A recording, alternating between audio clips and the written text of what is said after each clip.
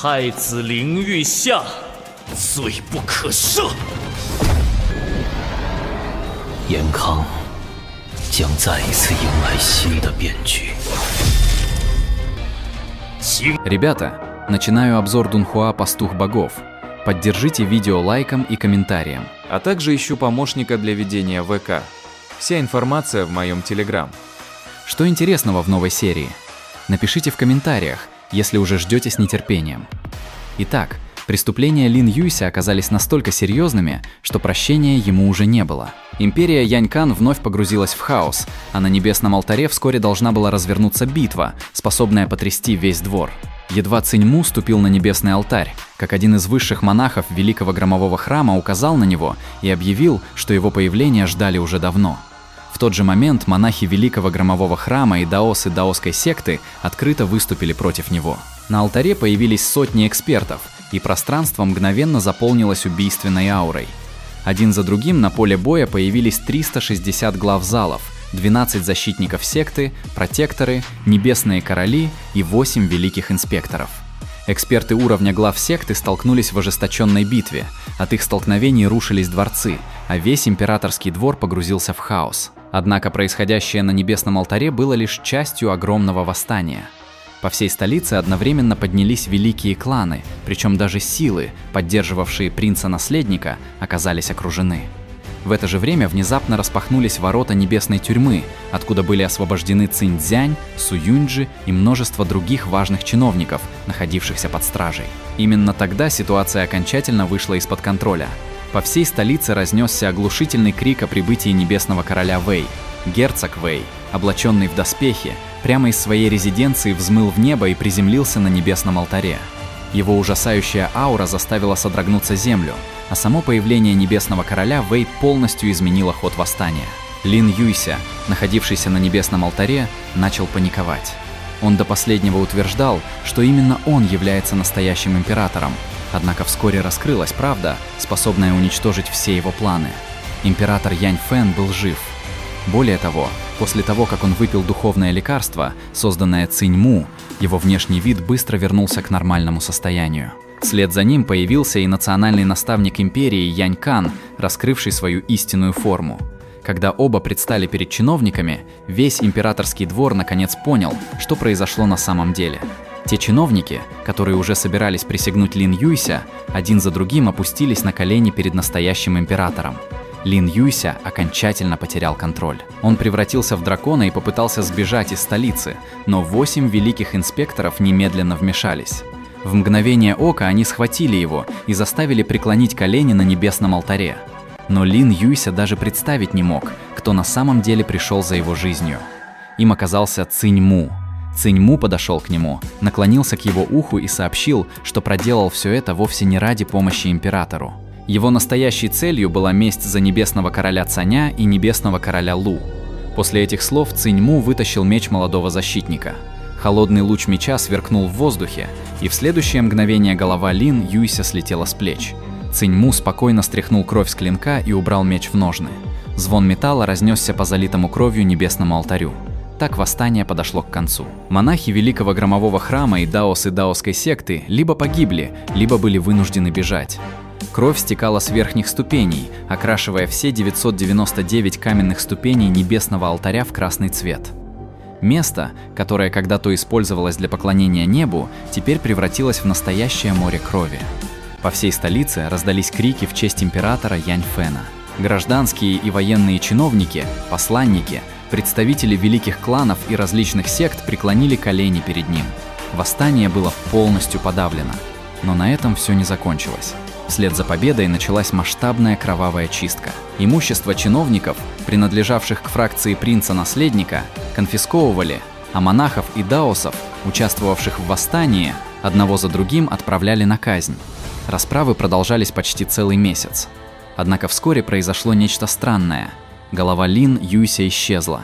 Императорский двор тщательно обыскал весь Небесный алтарь, но обнаружить ее так и не удалось. Император Янь Фэн не стал продолжать расследование. Имя Лин Юйся было вычеркнуто из императорской родословной, а его родная мать была разжалована из императрицы в императорскую супругу.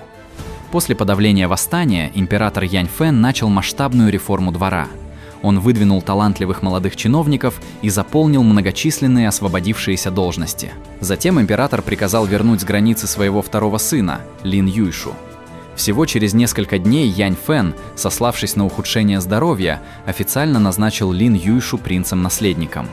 Ему было поручено управлять государственными делами, а власть постепенно переходила в его руки. Но среди всех участников этих событий самым пугающим человеком по-прежнему оставался Циньму. В глазах национального наставника империи Янькан все, что Циньму только что сделал, включая убийство принца-наследника, было лишь очередной формой тренировки. После смерти Лин Юйся император Янь Фэн вызвал к себе второго сына и спросил, что тот собирается сделать в первую очередь после получения власти. Ответ Лин Юйшу оказался неожиданным. Он собирался отменить договоры, заключенные Лин Юйся, вернуть территории, уступленные другим государствам, а также воспользоваться ослаблением даосской секты и Великого Громового Храма, чтобы вернуть земли, принадлежавшие этим двум великим священным землям. Кроме того, Лин Юйшу намеревался издать указ о признании собственной вины и взять на себя ответственность за бедствия, обрушившиеся на империю. Таким образом, он хотел успокоить народ и вернуть его доверие.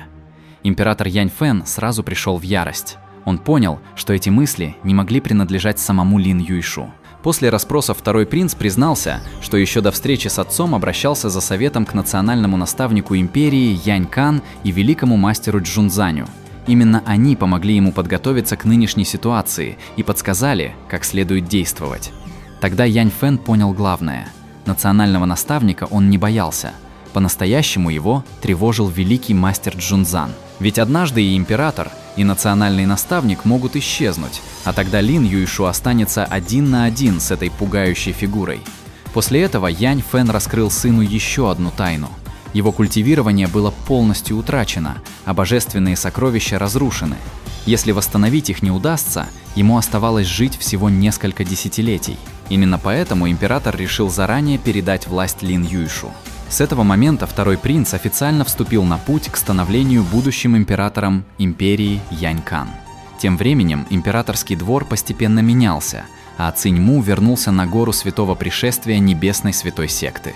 Он привел глав залов и старейшин, чтобы почтить память небесного короля Цаня и небесного короля Лу. От небесного короля Лу осталась лишь небольшая горстка пепла.